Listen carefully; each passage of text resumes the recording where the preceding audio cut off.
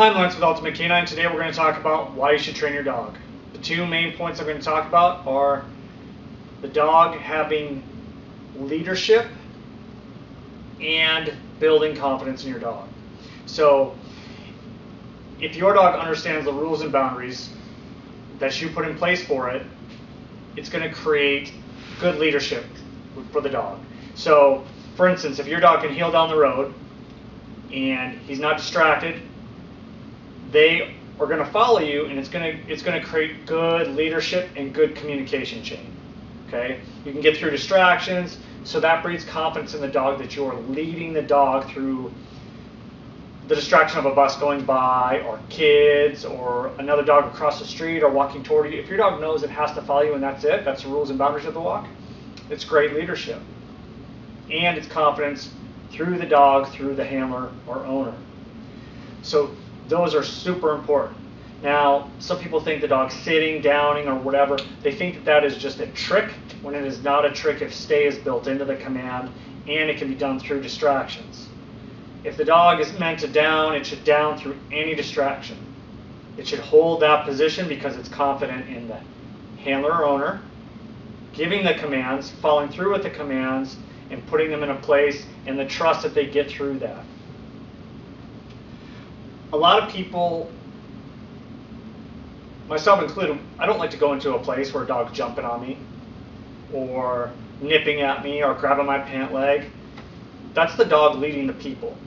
And if your dog leads you, then there's no confidence in you either. So if the dog is making all the rules and boundaries with the guests that come in, or barking at you to get you to feed it, or barking at you to get you to play with them, or to do what they want to do, they're in charge. So when stress happens, there's no leadership. There's no confidence in you, and they're just going to get scared, or they're going to use aggression, or they're going to do whatever they can to try to solve the problem, because there's no leadership or communication from the owner. The owner's just a panic to the dog.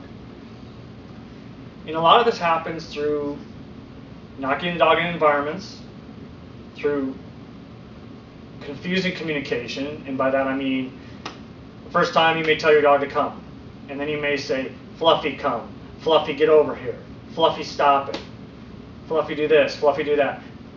And you're telling it, get over here, come here, hey, whistling, you're prompting. Those aren't commands. Prompting is not a command. Like snapping your fingers to get your dog to come.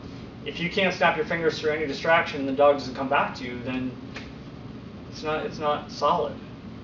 So when the dog knows that command A means command A, and all those things are connected, and they can do it through the distractions and through all the things that I just say are excuses. If your dog can't do it through that, it's an excuse or a genetic problem with the dog. By that I mean, if the dog is just afraid of everything from the day it was born, is just super scared, you can build confidence and get that dog to a better point, but you're not going to be able to overcome every single thing out there, because genetically the dog is just a very fearful, soft, scared animal, which you have to adjust, but you can greatly help it through good communication, good leadership, and not quitting on your dog. You can make leaps and bounds. Training can help a lot of those things. It can cure most of it, unless it's a very severe genetic predisposition on the dog. So training is good for you. It's good for the dog. The communication has the dog listen to you, understand what you're saying. So when your guests come over, if your dog holds it down until the dog calms down and it's not an excited, stimulated state, then your guests can come interact with you, and it's a utility command then. You want a utility command. Getting in the car. Who wants to pick up a 100-pound dog when you can teach them to get in and out of the car? That's obedience. Potty training is obedience. Peeing on command is obedience. Dogs have better bladder control than humans do. Especially, they mark with their pee, so they can pee 100 times. So you just have to create good communication, clear rules and boundaries. And yeah, sometimes the dog's not always going to like the rules and boundaries that are in place. They may want to chase the squirrel across the road and get crushed by a car. But the rules and boundaries need to be in place, and they need to be followed. And then your dog will have a lot more confidence and respect for you. They'll be a stronger dog for you. They'll want to be with you because you are clear. And it just creates a better dynamic for the dog, for you, your family, and everybody involved, including your guests. Because I've met hundreds, if not thousands, of people that are like, people don't want to come over to my house because my dog jumps on them, or nips at them, or is rude, or my dog pees on the floor everywhere and my house smells like pee. So, there's so many reasons to train your dog, but a lot of it is for the dog.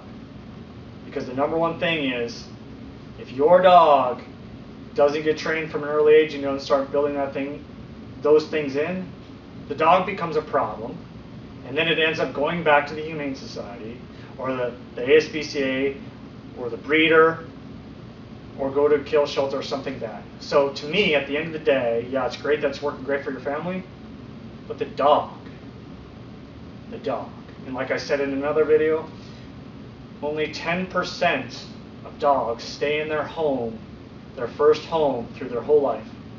Only 10%.